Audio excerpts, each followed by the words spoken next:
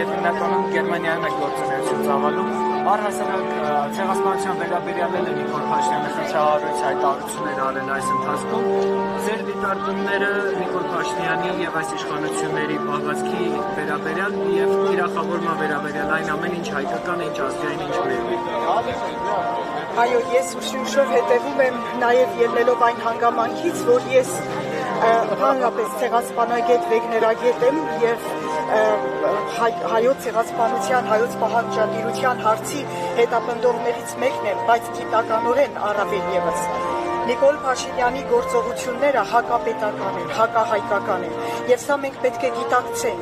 Եվ ամբողջ ուժով, ամբողջ էությամբ մենք պետք է սատարենք եւ պաշտպանենք հայ առաքելական եկեղեցուն այդ ոտնձգությունից, այդ բարբարոսությունից։ Սա իմ վերաբերմունքն է եւ մենք պետք է ամբողջ մեր ուժով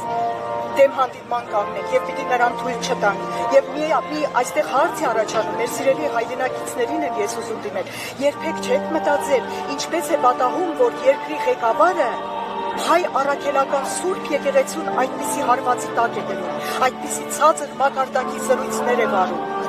Սա ոչ միայն մեր ինտելեկտն է վիրավորում, այլ նաև մեզ դարձնում է ավելի հանդուգն դրա դեմ պայքարելու համար։ Սա այս բաժնում եւ պիտի ասեմ, որ մենք պետք է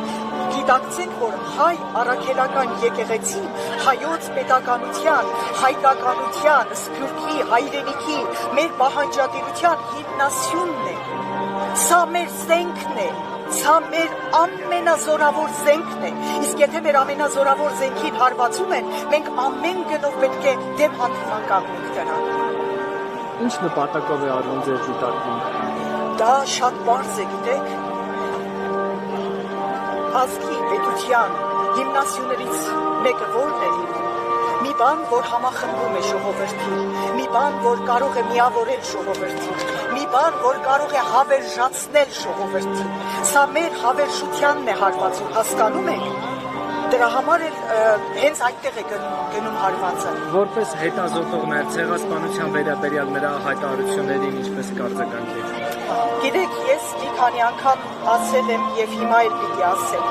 Նախ եւ առաջ, եթե դա մեր երկրի ղեկավարը չլիներ,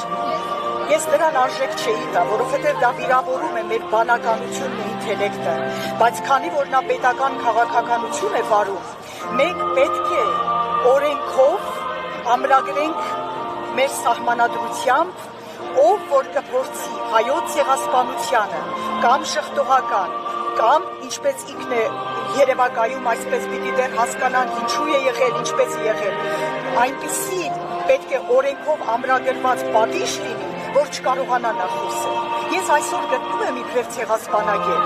կամ դրան եթե նույնիսկ բանավեճի հրավիրես, կարող ես ոչնչացնել, որովհետև հայոց ցեղասպանության մասին չի խոսում միայն հայ ժողովուրդը, դրա մասին խոսել եւ խոսում են աշխարհի ցեղասպանագետները, տարբեր ազգերի ներկայացուցիչները, եւ հայերի ցեղասպանությունը արդեն ճանաչված իրողություն է, հասկանում եք, արդեն ճանաչված, իսկ այսօր նրա այդ քաղաքականությունը բղծություն է,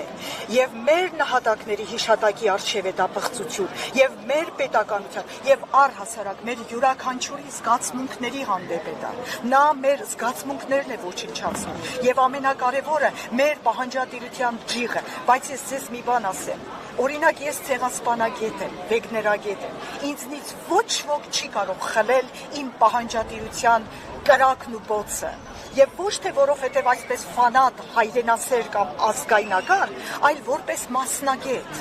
ոչ ոք չի կարող, բայց սրա դեմ լուրջ մենք պետք է քաղաքականություն վարենք, որպեսզի սա չշարունակի, այլապես սա շատ հեռուն է գնացել, Արցախից անդին մենք պետք է հասկանայինք, հասկանում եք, որ հաջորդը սա էր լինելու, հաջորդը նա է լինելու, հիմա էլ Թուրքիայում էր։